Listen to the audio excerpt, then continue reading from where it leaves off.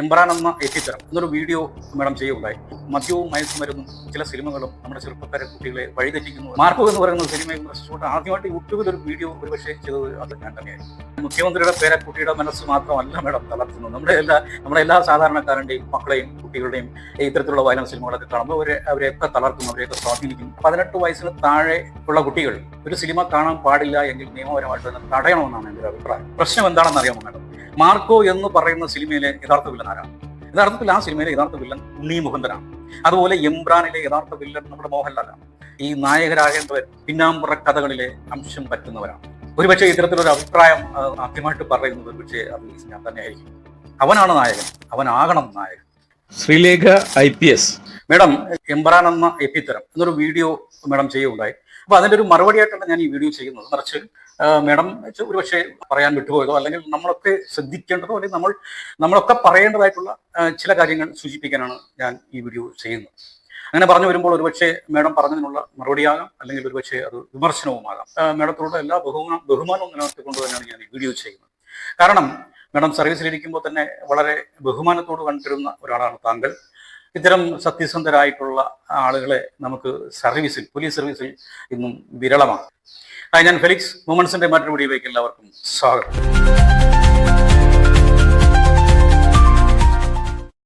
ഈ മാർക്കോ എന്ന സിനിമ എന്താണ് ജനങ്ങളുമായിട്ട് സംവദിക്കുന്നത്, അല്ലെങ്കിൽ മാർക്കോ എന്ന് പറയുന്ന സിനിമ എന്ത് സന്ദേശമാണ് ജനങ്ങൾക്ക് നൽകുന്നത്? മാത്രമല്ല ആ സിനിമയിലെ വയലൻസിനെ കുറിച്ച്, അതായത് 13 വ്യത്യസ്തമായ തരത്തിൽ ആളുകളെ കൊല്ലുന്നതാണ് ആ സിനിമയിൽ കാണിക്കുന്നത്. അപ്പോൾ ഇതിനെയൊക്കെ വിമർശിച്ചുകൊണ്ട് ഇതൊക്കെ എത്രത്തോളമാണ് ജനങ്ങളിൽ, ചെറുപ്പക്കാരിൽ, കുട്ടികളിൽ സ്വാധീനം ചെലുത്തുന്നത് എന്നതൊക്കെ പറഞ്ഞ് വിമർശിച്ചുകൊണ്ട് ഞാനൊരു മദ്യവും മയക്കുമരുന്നും ചില സിനിമകളും നമ്മുടെ ചെറുപ്പക്കാരെ കുട്ടികളെ വഴിതെറ്റിക്കുന്നു എന്ന് പറഞ്ഞൊരു വീഡിയോ യൂട്യൂബിൽ ചെയ്യുന്നുണ്ടായി. ഒരുപക്ഷെ അത്തരത്തിലൊരു വീഡിയോ മാർക്കോ എന്ന് പറയുന്ന സിനിമയെ വിമർശിച്ചുകൊണ്ട് ആദ്യമായിട്ട് യൂട്യൂബിൽ ഒരു വീഡിയോ ഒരുപക്ഷെ ചെയ്തത് അത് ഞാൻ തന്നെയായിരിക്കും. പക്ഷേ വളരെ നിരാശയോട് പറയട്ടെ, ആ വീഡിയോ കണ്ടത് 100-ൽ താഴെ ആൾക്കാരാണ്. അതിന്റെ പ്രധാനപ്പെട്ട ഒരു കാരണം, എൻ്റെ വീഡിയോ ഇതുവരെ മോണിറ്റൈസേഷൻ ആയിട്ടില്ല. ഒരു പ്രധാന കാരണമാണ്. സാവധാനമേ പ്രേക്ഷകരിലെത്തും, അങ്ങനെ ഒരു പ്രശ്നമാണ്. അതുകൊണ്ടാണ് ഞാനെൻ്റെ വീഡിയോ ചെയ്യുമ്പോൾ ഇങ്ങനെ നിരന്തരം നിങ്ങൾ സബ്സ്ക്രൈബ് ചെയ്യണം, ഷെയർ ചെയ്യണം, ലൈക്ക് ചെയ്യണം എന്ന് നിരന്തരം പറഞ്ഞുകൊണ്ടിരിക്കുന്നത്. പക്ഷേ നമ്മളൊരു വീഡിയോ ചെയ്യുമ്പോൾ അത് വ്യത്യസ്തമായിട്ടുള്ള സ്വഭാവക്കാരാണ് ഇത് കാണുന്നത്. എല്ലാവർക്കും ഒരുപോലെ ഇഷ്ടപ്പെട്ടെന്ന് വരില്ല. അപ്പോൾ ഇഷ്ടപ്പെടുന്നവർ മാത്രം ഒരുപക്ഷെ അതൊക്കെ സബ്സ്ക്രൈബ് ചെയ്യുന്നുണ്ടാവും. അതൊക്കെ അങ്ങനെ തന്നെ പോട്ടെ. അപ്പൊ ഇപ്പോഴും ഞാൻ പറയുന്നത് വീഡിയോ സബ്സ്ക്രൈബ് ചെയ്യുക, ഷെയർ ചെയ്യുക, ലൈക്ക് ചെയ്യുക. എന്തായാലും നമുക്ക് പറയേണ്ടത് ഇങ്ങനെ പറഞ്ഞുകൊണ്ടേ ഇരിക്കാം. മേഡം ചെയ്ത ഈ വീഡിയോയിൽ ആദ്യമായിട്ട് തന്നെ പറയുന്നുണ്ട്, ഞാൻ എംബ്രാൻ എന്നൊരു സിനിമയുടെ നിരൂപണം നടത്താനുള്ള പ്രധാനപ്പെട്ട കാരണം എംബ്രാനിൽ എടുത്തു പറയത്തക്ക ഒരു മെസ്സേജ്, ജനങ്ങൾക്ക് കൊടുക്കുന്ന ഒരു മെസ്സേജ് വളരെ മോശമാണെന്ന് പറഞ്ഞുകൊണ്ടാണ് മേഡം ആ വീഡിയോ അവസാനിപ്പിക്കുന്നത്. അതിന്റെ മെസ്സേജ് വളരെ മോശമാണ്. The message that the movie gives to the society is extremely bad. ഇത് ഒരിക്കലും ഉണ്ടാവാൻ പാടില്ലാത്ത, അല്ലെങ്കിൽ വേറൊരു രീതിയിൽ എടുക്കേണ്ടിയിരുന്ന ഒരു സിനിമയായിരുന്നു. പക്ഷേ ഇതിങ്ങനെ ഒരു രീതിയിൽ എടുത്തതിന്റെ പുറകിൽ ഒരു ഉദ്ദേശ ലക്ഷ്യം ഉണ്ട് എന്ന് എനിക്ക് തോന്നിയത് കൊണ്ടാണ് ഇതിന്റെ നിരൂപണം ഞാൻ ഇവിടെ ചെയ്തത്. മേഡത്തിന്റെ നിരൂപണം ശ്രദ്ധിച്ചപ്പോൾ അത് മേഡം ഒരു നിരൂപണമല്ല, മറിച്ച് ആ എംബ്രാൻ എന്ന് പറയുന്ന സിനിമയുടെ കഥ തന്നെയാണ് മേഡം അത് പറയുന്നത്. ഇത്തരത്തിലൊരു പ്ലാറ്റ്ഫോമിൽ വന്നിരുന്നു ഒരു സിനിമയുടെ കഥ പറയുന്നത് എത്രത്തോളം അതിന്റെ ശരികേടുകളെ കുറിച്ച് അതിന്റെ ടീം അംഗങ്ങൾ തന്നെ പറയട്ടെ, അല്ലെങ്കിൽ വിദഗ്ധർ തന്നെ അതിനെക്കുറിച്ച് പറയട്ടെ. ഞാൻ അതിനെക്കുറിച്ചൊന്നും പറയുന്നില്ല. അക്കഥയിൽ മേഡം ഒത്തിരി കാര്യങ്ങൾ പറയുന്നുണ്ട്. പ്രധാനമായിട്ടും ഒരു രാഷ്ട്രീയ നിരീക്ഷണം വളരെ വ്യക്തമായിട്ട് മേഡം നടത്തുന്നുണ്ട്. അതിനോടൊപ്പം തന്നെ വയലൻസിനെ കുറിച്ചും പറയുന്നു. ഈ വയലൻസ് ഒക്കെ ഇത്തരത്തിൽ കാണിച്ചു കഴിഞ്ഞാൽ നമ്മുടെ കുട്ടികളെയൊക്കെ സ്വാധീനിക്കും, അവരുടെ മനസ്സൊക്കെ തളർത്തും എന്ന് മേഡം പറഞ്ഞു വെക്കുന്നുണ്ട്. അതുപോലെ തന്നെ മുഖ്യമന്ത്രിയുടെ പേരക്കുട്ടിയെ കൊണ്ട് സിനിമ കാണിച്ചതിനെ മേഡം വിമർശിക്കുന്നുണ്ട്. നമുക്ക് ആ ഭാഗം ഒന്ന് കേൾക്കാം. മനസ്സിലാവുന്നില്ല, മുഖ്യമന്ത്രി എന്തിനാണ് ഈ UA 16+ എന്ന റേറ്റിംഗ് ഉള്ള ഒരു സിനിമയ്ക്ക് അദ്ദേഹത്തിന്റെ ചെറുമകനായിട്ടുള്ള ഇഷാനെയും കൊണ്ടുപോയത്? ആ കുഞ്ഞിനെ എന്തുമാത്രം വല്ലാതെ ഉലച്ചിട്ടുണ്ടാവും ഈ കാഴ്ചകളൊക്കെ. ഒരു സ്ത്രീയെ റേപ്പ് ചെയ്യുന്ന സീനും വയലൻസും അതിനകത്തുള്ള തുരുതുരാന്നുള്ള വെടിവയ്പ്പുകളും ഇതെല്ലാം വല്ലാതെ പോകുന്ന ഒരു സിനിമയാണത്. നമ്മുടെ മുഖ്യമന്ത്രിയുടെ പേരക്കുട്ടിയുടെ മനസ്സ് മാത്രമല്ല മേഡം തളർത്തുന്നത്. നമ്മുടെ എല്ലാ സാധാരണക്കാരൻ്റെയും മക്കളെയും കുട്ടികളുടെയും ഇത്തരത്തിലുള്ള വയലൻസ് സിനിമകളൊക്കെ കാണുമ്പോൾ അവരെയൊക്കെ തളർത്തും, അവരെയൊക്കെ സ്വാധീനിക്കും എന്നുള്ളതാണ് വാസ്തവം. അതിൽ എനിക്ക് പറയാനുള്ളത്, നമ്മൾ 18 വയസ്സിന് താഴെ ഉള്ള കുട്ടികൾ ഒരു സിനിമ കാണാൻ പാടില്ല എങ്കിൽ നിയമപരമായിട്ട് തന്നെ തടയണമെന്നാണ് എൻ്റെ ഒരു അഭിപ്രായം. ഇപ്പൊ 18 വയസ്സിന് താഴെയുള്ള കുട്ടികൾക്ക് മദ്യവും പുകയില ഉൽപ്പന്നങ്ങളും വിൽക്കാൻ പാടില്ല എന്നൊരു നിയമം ഇവിടെ ഉണ്ട്. അതുപോലെ കുട്ടികൾക്ക് ടിക്കറ്റ് കൊടുക്കാൻ പാടില്ല, കുട്ടികളെ കാണിക്കാൻ പാടില്ല. അതിനാണല്ലോ സെൻസറുകൾ. അല്ല നമ്മൾ ഇവിടെ വന്നിരുന്ന് നിലവിളി കൂട്ടിയിട്ട് കാര്യമുണ്ടോ മേഡം? ഇത്തരത്തിൽ നിയമം കർശനമാക്കുമ്പോൾ ഇങ്ങനെ സിനിമ പിടിക്കുന്നവർ തന്നെ ആലോചിക്കും, ഇത്തരം സീനുകൾ ഇതിൽ ഉൾപ്പെടുത്തണമോ വേണ്ടയോ എന്ന്. മേഡം ഇതിലൊരു അഭിപ്രായം നടത്തിയത് മേഡം ഇങ്ങനെ പോലീസ് സർവീസിലായിരുന്നത് കൊണ്ട് മാത്രമല്ല, താങ്കൾ ഒരു അമ്മ കൂടിയാണ്. ഇപ്പൊ ഈ മാർക്കോ എന്ന് പറയുന്ന ഒരു സിനിമ അത് കണ്ടിട്ടുള്ളവ എല്ലാ മാതാപിതാക്കളും ഇപ്പോൾ ഞാനും താങ്കളും പങ്കുവച്ചൊരു അഭിപ്രായം തന്നെയായിരിക്കും എല്ലാവരും പങ്കുവച്ചിട്ടുണ്ടാവുക. നമ്മുടെ എംബ്രാനാണ് ഇവിടുത്തെ വിഷയമെങ്കിലും ഞാൻ മാർക്കോയുടെ കാര്യം പറയുന്നത്. എംബ്രാൻ എന്ന് പറയുന്ന സിനിമ എനിക്കിതുവരെ കാണാൻ സാധിച്ചിട്ടില്ല.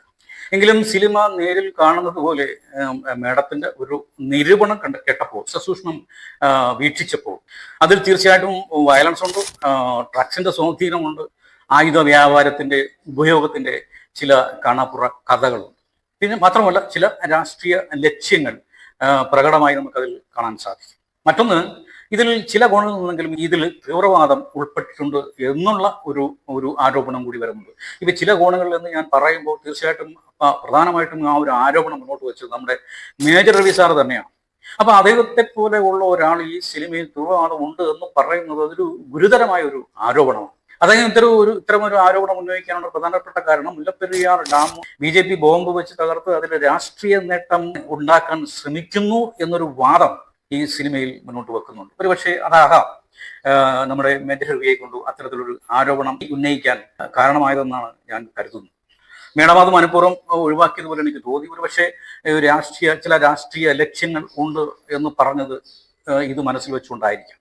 നമുക്ക് മറ്റൊരു വീഡിയോ കാണാം. വർഗീയത നമ്മൾ മറന്നു കിടക്കുന്ന സംഭവമാണ് ഗോദ്ര റൈറ്റ് എന്നൊക്കെ പറയുന്നത്. കുറെ വർഷങ്ങൾക്ക് മുമ്പ് അത് ഉണ്ടായത് മറന്നു കിടന്നത് വീണ്ടും ഇങ്ങനെ അതിന്റെ തീ ആളി കത്തിച്ച നമ്മുടെ മനസ്സിൽ മുഴുവനും ഇങ്ങനെ വർഗീയ വിദ്വേഷം കുത്തി നിറയ്ക്കാൻ ഉതകുന്ന രീതിയിലുള്ള ഒരു ചിത്രീകരണം എന്ന് പറഞ്ഞു കഴിഞ്ഞാൽ മറന്നു കിടക്കുന്ന സാധനങ്ങൾ മുഴുവൻ കുത്തിപ്പൊക്കിയെടുത്തത് ഓർക്ക് ഇതൊക്കെയാണ് നടന്നിട്ടുള്ളത്. ഇതാണ് ഇനി നടക്കാൻ പോകുന്നത്. നമ്മൾ ഗോദ്ര സംഭവത്തെ അല്ലെങ്കിൽ ഗുജറാത്ത് കലാപത്തെ മറന്ന ഒരു സംഭവം എന്ന് പറയുമ്പോൾ അങ്ങനെ നമ്മൾ അതിനെ മറക്കുകയും അല്ലെങ്കിൽ ഒരു ഒറ്റപ്പെട്ട സംഭവമായിട്ട് പരിഗണിക്കുകയും ചെയ്യുന്നത് കൊണ്ടാണ് മേഡം ഈ മണിപ്പൂർ പോലുള്ള സംസ്ഥാനങ്ങൾ ഇത്തരം കലാപങ്ങളൊക്കെ വീണ്ടും വീണ്ടും ആവർത്തിക്കപ്പെടുന്നത്. മേഡം ഈ സിനിമയിൽ ഉന്നയിക്കപ്പെട്ട വയലൻസ്, അതായത് തീവയ്പ്, സ്ത്രീകളെ ബലാത്സംഗം ചെയ്യുന്നു, കുട്ടികളെ തീയിലെടുത്തെറിയുന്നു, കൊല്ലുന്നു, ഗർഭിണികളെ ബലാത്സംഗം ചെയ്യുന്നു, വധിക്കുന്നു, ഇത്തരത്തിലുള്ള എല്ലാ കലാപങ്ങളും നമുക്ക് മണിപ്പൂരിൽ നമ്മൾ കണ്ടതാണ്. മാത്രമല്ല ഒരു സ്ത്രീയെ നഗ്നയായിട്ട് റോഡിലൂടെ നടത്തിച്ച സംഭവം നമ്മളവിടെ കാണുകയുണ്ടായി. ഇനി മറ്റൊന്ന്, അതായത് കേരളത്തിലെ IUF എന്ന് പറയുന്ന പാർട്ടിയിലെ CM ആയി വരുന്ന ജതിൻ വേറൊരു പാർട്ടി ഉണ്ടാക്കി അടുത്ത തിരഞ്ഞെടുപ്പിൽ അഖണ്ഡ ശക്തി മോർച്ച എന്നോ മറ്റോ പറയുന്ന ഒരു പാർട്ടി ASM BJP ആണ് ഉദ്ദേശിക്കുന്നത്. കാവി ഫ്ലാഗ് ഒക്കെയാണ് അവർ കാണിക്കുന്നത്. മേഡം ഈ നിരൂപണത്തിൽ നടത്തുന്നത് IUF ASM അഖണ്ഡ ശക്തി മോർച്ച BJP ആണ് പ്രതിനിധീകരിക്കുന്നത്. മേഡം പറയുന്നത് കാവി കൊടിയെ കാണിക്കുന്നതിനെ കുറിച്ച് മേഡം വിശദമായിട്ട് പറയുന്നുണ്ട്. അപ്പോൾ അങ്ങനെ ഒരു UDF BJP കൂട്ടുകെട്ടിനെ കുറിച്ച് പറയുമ്പോൾ ഇവിടെ കാവി കേരളത്തോട്ട് വരാൻ പാടില്ല എന്നല്ലല്ലോ പറയുന്നത്. മറിച്ചു ഈ രണ്ട് പേരെയും ഒറ്റപ്പെടുത്തിക്കൊണ്ട് CPM അധികാരത്തിൽ വരണമെന്നാണ് അതിൽ പറയുന്നത്. ഇപ്പോൾ നമ്മുടെ അഖിലേന്ത്യാ ജനറൽ സെക്രട്ടറി ആയ MA ബേബി സഖാവിനോട് ഒരുപക്ഷെ മേഡം ചോദിച്ചാലും സഖാവും ഇത് തന്നെ ആയിരിക്കും പറയുന്നത്. ഇപ്പോൾ UDF-ഉം BJP-യും തമ്മിലൊരു അന്തർധാരയുണ്ട്. ആ കൂട്ടുകെട്ടിനെ തകർത്ത് അത് ജനങ്ങൾ തിരിച്ചറിയും. ആ കൂട്ടുകെട്ടിനെ തകർത്ത് ഇവിടെ അധികാരത്തിൽ വരാനാണ് CPM ശ്രമിക്കുന്നതെന്നല്ലേ നമ്മുടെ ബേബി സാറും പറയൂ. അവരവർക്ക് താല്പര്യമുള്ള, ഇപ്പൊ താല്പര്യമൊന്നും പറയാൻ സാധിക്കുമെന്ന് എനിക്കറിയില്ല, അവരവർക്ക് നേട്ടമുള്ള ഏതെങ്കിലും രാഷ്ട്രീയ പാർട്ടികൾ അധികാരത്തിൽ വരണം എന്ന് ആഗ്രഹിക്കുന്നതൊരു സ്വാഭാവികമല്ലേ മേഡം? അതുപോലെ തന്നെ അങ്ങനെ ആ ആഗ്രഹം ഒരു സിനിമ ആകുമ്പോൾ അതിൽ ചില ഏച്ചുവയ്പ്പുകളൊക്കെ വരുന്നതും അതും സ്വാഭാവികമാണെന്നാണ് ഞാൻ കരുതുന്നത്. കഴിഞ്ഞ ലോക്സഭ ഇലക്ഷന് മുമ്പ് നമ്മൾ ഇതൊക്കെ കണ്ടതാണ്. അതായത് BJP ഇതര കക്ഷി നേതാക്കൾക്കെതിരെയുള്ള EDയുടെ റെയ്ഡും അറസ്റ്റും രാജ്യവ്യാപകമായിട്ടുള്ള ഒരു പ്രചരണവും ഇതൊക്കെ അധികാരം പിടിച്ചെടുക്കുന്നതിന് വേണ്ടിയിട്ടുള്ള ഒരു പ്രചരണമായിരുന്നില്ലേ മേഡം?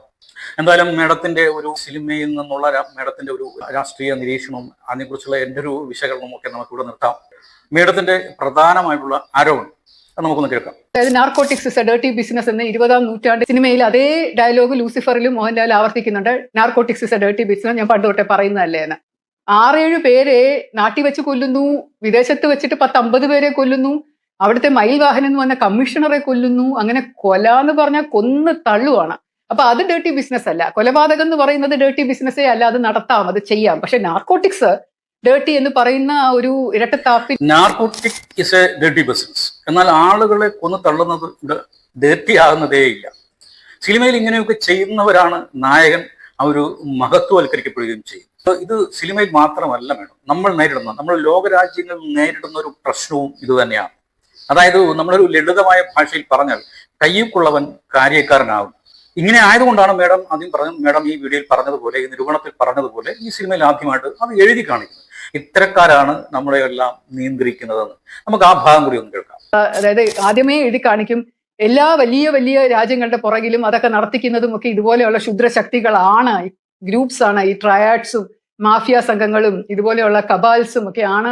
പ്രശ്നം എന്താണെന്ന് അറിയാമോ മാഡം? മാർക്കോ എന്ന് പറയുന്ന സിനിമയിലെ യഥാർത്ഥ വില്ലൻ ആരാണ്? യഥാർത്ഥത്തിൽ ആ സിനിമയിലെ യഥാർത്ഥ വില്ലൻ ഉണ്ണി മുകുന്ദനാണ്. അതുപോലെ എംബ്രാനിലെ യഥാർത്ഥ വില്ലൻ നമ്മുടെ മോഹൻലാലാണ്. ഇവരെയൊക്കെ ഉപദേശിക്കുന്ന, നേരെ നടത്തുന്ന, അതായത് narcotic is a dirty business പോലെ തന്നെ ആളുകളെ ഇങ്ങനെ കൊതു തള്ളുന്നതും ഒക്കെ നിയമവിരുദ്ധമാണ്, രാജ്യദ്രോഹമാണ്, ശിക്ഷ അറിയിക്കുന്ന കുറ്റമാണെന്ന് പറഞ്ഞ് ഇവരെ തിരുത്തുന്ന ഒരാൾ, അവനാണ് നായകൻ, അവനാകണം നായകൻ. ഒരുപക്ഷെ ഇത്തരത്തിലൊരു അഭിപ്രായം ആദ്യമായിട്ട് പറയുന്നത് ഒരുപക്ഷെ അത് ഞാൻ തന്നെ ആയിരിക്കും.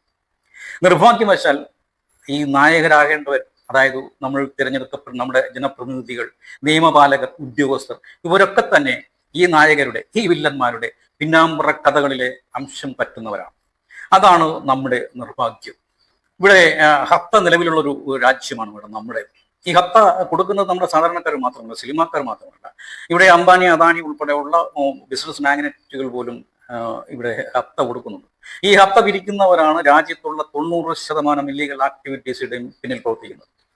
പക്ഷെ ഇവരൊക്കെയാണ് ഇവിടെ മഹത്വവൽക്കരിക്കപ്പെടുന്നത്. ഇവരൊക്കെയാണ് നമ്മുടെ ആരാധ്യം. Madam narcotic is a dirty business എന്ന് പറഞ്ഞതും അതുപോലെ മേഡം പറഞ്ഞതിനോടൊക്കെ തന്നെ ഒരു പരിധി വരെ യോജിക്കുന്നതിനോടൊപ്പം ഇവിടുത്തെ പ്രശ്നം ഗൗരവപരമായി നമ്മൾ കാണേണ്ടത് narcotic is a dirty business തന്നെയാണ്. ഇത് സംബന്ധിച്ച് നമ്മുടെ സന്തോഷ് ജോർജ് കുളങ്ങരയും സുഹൃത്തുക്കുമാർ, അദ്ദേഹം ഈ നാർക്കോട്ടിക്സിലുമായിട്ട് ചേർന്ന് പ്രവർത്തിക്കുന്ന ഒരാളാണ്, അദ്ദേഹവുമായിട്ട് നടത്തിയ ഒരു അഭിമുഖം നമുക്കൊന്ന്, അതിൻ്റെ ഒരു പ്രസക്ത ഭാഗങ്ങൾ നമുക്കൊന്ന് കാണാം. ശ്രീ സുബ്രതകുമാർ, സ്വാഗതം. ഈ ലഹരിയുടെ വ്യാപനം, ഈ രാസലഹരിയും കഞ്ചാവും ഉൾപ്പെടുന്ന ഈ ലഹരിയുടെ വ്യാപനം നിയന്ത്രിക്കാൻ ഇപ്പോൾ ഉള്ള നമ്മുടെ സംവിധാനങ്ങൾ പര്യാപ്തമാണോ? ഇപ്പോഴുള്ള സംവിധാനം പര്യാപ്തമാണെന്ന് ചോദിച്ചിട്ടുണ്ടെങ്കിൽ അത് പോരാന്ന് തന്നെയാണ് എൻ്റെ ഒരു. നമ്മളിത് യുദ്ധം ചെയ്യണം. നമ്മൾ സാധാരണ രീതിയിലുള്ള പോയിട്ടുണ്ടെങ്കിൽ നാട് ഒരു ലെവലായി മാറും. നമ്മൾ യുദ്ധം തന്നെ ചെയ്യണം. ആ യുദ്ധം തന്നെ ചെയ്യാന്ന് വെച്ചിട്ടുണ്ടെങ്കിൽ നമ്മൾ ജനങ്ങളെ പേടി വരുന്ന ഒരു അവസ്ഥയിലേക്ക് വരണം. ഇപ്പോൾ പോലീസിന് മാത്രമേ പേടിയുള്ളൂ. പോലീസ് ആക്ട് ചെയ്യുമ്പോൾ പോലീസിന്റെ ഹൈഡ് ചെയ്തിട്ടുള്ള രീതിയിലേക്ക് വരും. അതല്ല വേണ്ടത്. അതായത് സമൂഹം കുറേ കൂടെ നിരീക്ഷിക്കണം, സമൂഹം കുറേ കൂടെ ഉണരണം, മാതാപിതാക്കളും നാട്ടുകാരും ഇതിൽ വിജിലന്റ് ആവണം. ഇത് MDMA രണ്ടുപേരും ഉപയോഗിച്ചിട്ടുള്ളത് ആ ഒരു എക്സ്ട്രീം ലെവലിലേക്കുള്ള ഒരു ഇതാണ് വരുന്നത്. അത്രയും ഭീകരമാണ് അത് എടുത്ത് കാണിക്കുന്നത് ഈ സംഭവം. ഇത് ഒരു 1/4 ഗ്രാം MDMA ആണ് സാധാരണ ഒരു 2 പേര് കൂടിയിട്ട് ഷെയർ ചെയ്തത്. പിന്നെ ഒരു 15 മണിക്കൂർ നേരത്തേക്ക് നമുക്ക് അവർ പേടിക്കണം. ആദ്യം ആൺകുട്ടികളെ മാത്രം പേടിച്ചാൽ മതി. ഇപ്പോൾ പെൺകുട്ടികളും പേടിച്ചാൽ പറ്റും. എഞ്ചിനീയറിംഗ് കോളേജ് നോക്കിയാലും നിരവധി കോളേജിലെ വിദ്യാർത്ഥികൾ ഉപയോഗിക്കുന്നുണ്ട്. മെഡിക്കൽ കോളേജ് ഡോക്ടർമാർ, നിരവധി ഡോക്ടർമാർ ഈ കുട്ടികൾ MBBS ഈ ഇതിൽ പഠിക്കുന്ന ഒരു ഉപയോഗിക്കുന്നുണ്ട്. കാരണം നമ്മൾ പലരും ഇഷ്ടംപോലെ പിടിച്ചിട്ടുള്ളവരാണ്. അതുപോലെ ഏത് ലെവലുള്ളവരും പലർക്കും തെറ്റിദ്ധാരണയുണ്ട്. ഇത് പഠിച്ചാൽ ഇത് ഉപയോഗിച്ച് കഴിഞ്ഞാൽ ഉറക്കം വരില്ല, പഠിക്കാൻ ഓർമ്മ കിട്ടും പറഞ്ഞാൽ വളരെ തെറ്റിദ്ധാരണ ഒരു സംഭവമുണ്ട്. അപ്പോൾ അതെന്തായാലും മാറ്റണം. കാരണം ആ ഒരു രീതിയിലേക്കുള്ള ഒരു ഉപയോഗം വളരെ, അതായത് ഇതിലൊരു പോസിറ്റീവ് ഗുണം ഉണ്ടെന്ന് പറഞ്ഞ് ഉപയോഗിക്കുന്ന ഒത്തിരി പേരുണ്ട്. അങ്ങനെ കുറച്ച് പേരുണ്ട്. ഇതിനെതിരെയൊക്കെയാണ് മേഡം പ്രതിഷേധിക്കേണ്ടത്, പ്രതികരിക്കേണ്ടത്, വീഡിയോ ചെയ്യേണ്ടത്. മേഡമൊക്കെ ഇടുന്നൊരു മെസ്സേജ് വളരെ പെട്ടെന്ന് തന്നെ ജനങ്ങളിൽ എത്തിച്ചേരും. കാരണം മേഡത്തെയൊക്കെ ശ്രദ്ധിക്കുന്ന, മേഡത്തെയൊക്കെ ആരാധിക്കുന്ന, ശ്രദ്ധിക്കുന്ന, കേൾക്കുന്ന നിരവധി അനവധി ആളുകൾ ഇന്നും കേരളത്തിലുണ്ട്. ഇതിനെതിരെ, ഈ നാർക്കോട്ടിക്സിനെതിരെ, ഇന്ന് കേരളത്തിൽ പടർന്നു പിടിക്കുന്ന ഈ ദുരന്തത്തിനെതിരെ കൂട്ടായൊരു ശ്രമമാണ് വേണ്ടത്. അത് നമ്മൾ ഇനിയും തുടങ്ങിയില്ല എങ്കിൽ മേഡം പറഞ്ഞതുപോലെ ഈ ഗോഡ്സ് ഓൺ കൺട്രി സാത്താന്റെ സ്വന്തം കൺട്രിയായി തീരാൻ അധിക നാളൊന്നും വേണ്ടി വരില്ല. മറ്റൊരു വീഡിയോയുമായി വീണ്ടും കാണാം. Good bye.